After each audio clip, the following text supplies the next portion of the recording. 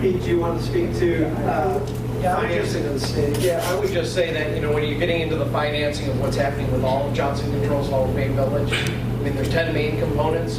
It is a very complicated financing. There is some government funding. There's a lot of private funding behind it.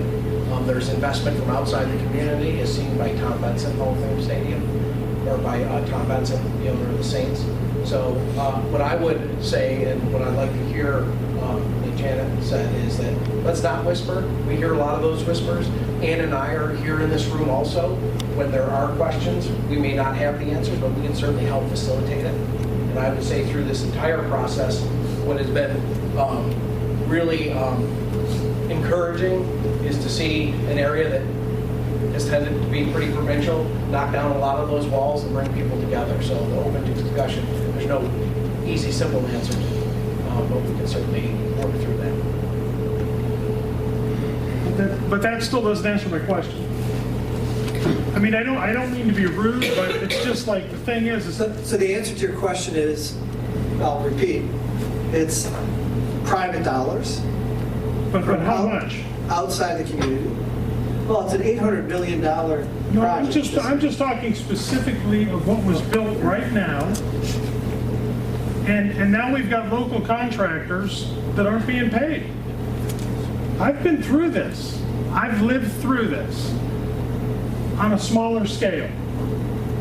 When I have a developer come to me and say, Mayor, are you going to pay the builder who did this work? For what? What work? Well, for the demo at the Hoover facility. I didn't authorize that.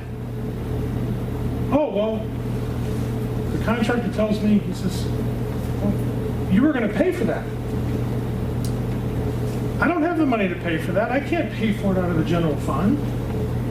We applied for a Job Ready Sites grant, but we don't have it approved yet. Now, fortunately, we did get the Job Ready Sites grant, and it did pay for it. But when you're going through that period of time, when you have a contractor who has performed work, the work is completed, and there's $250,000, and I'm expected to cut a check out of the general fund, that's not going to happen. So now I'm looking at this project, and this is 5 or 6 times the size. And I see we have contractors that aren't paid. But nobody's supposed to say anything. Because nobody wants to be the dream killer. I'll just respond. I mean, I can't speak on behalf of the developer, but I think if you saw the statement that was in the CAN repository, there is identified financing out there that is being finalized, and I can't share beyond that. I'm not sure. I don't have confidence in that. I mean, I'm not trying to burst your bubble, but we've been hearing this for 2 years. Mayor, with all respect, we spend the whole time debating that. What I would suggest is that you go to breakfast with them and ask those hard questions and get the explanations. And Judge, I've done that before. I'll sit down now. I've done that before. I don't mean to create a confrontation, but we're talking about being open, and we're all elected officials. I thought, well, let's bring it open. So please forgive me for being so direct. If I could just address this very briefly, I'd love to sit down and talk with you about it. It's an incredibly complex financial model and capital stack that's being built that is made up of developer equity, EP5 monies that you share, bonding opportunities, support from the county. It runs across a lot of different lines. The really encouraging thing is this is a project of unseen proportions to this area, and so commensurate with that are unseen circumstances that happen, much to the point of the article. We are so incredibly grateful for the partnership of communities and developers like Welty that are now in a position to maybe answer some really tough questions. I would say to you, we're working very diligently as an organization with a reputation at stake, quite frankly, to make sure that we're right in all of these situations. Again, I won't speak for our developer, but I will speak for the Pro Football Hall of Fame and tell you that all of the things that we're doing 24 hours a day currently are going to put this back into a right situation. So there are things happening that we aren't at liberty to discuss, but I'd be very happy to privately speak with anyone in the room, quite frankly, about a lot of the issues at hand. We're not hiding from anything. Transparency is what we're all about. So, thank you.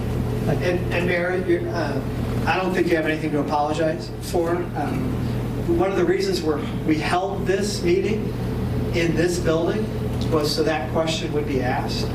Yes, the answer may not, I'm pretty sure Pete and the team would love to say the financing closed. But until the financing closes, you got the answer you're getting. But And the whisper- I do appreciate the, Yeah. It's being important. able to, because I know sometimes these are questions that I didn't expect to get an answer on. Right. But I guess you can see my frustration coming out in that because, again, as I'm looking for an answer, I've got to go and answer to the people that we serve. So that's just my frustration coming out, so. And I also appreciate your distinguishing between strengthening Stark and the Johnson Controls Hall of Fame Village. Right. They're not the same. Clearly, the Hall of Fame Village vision will strengthen Stark. I'd love to quote David Baker just because he's so much bigger than I am.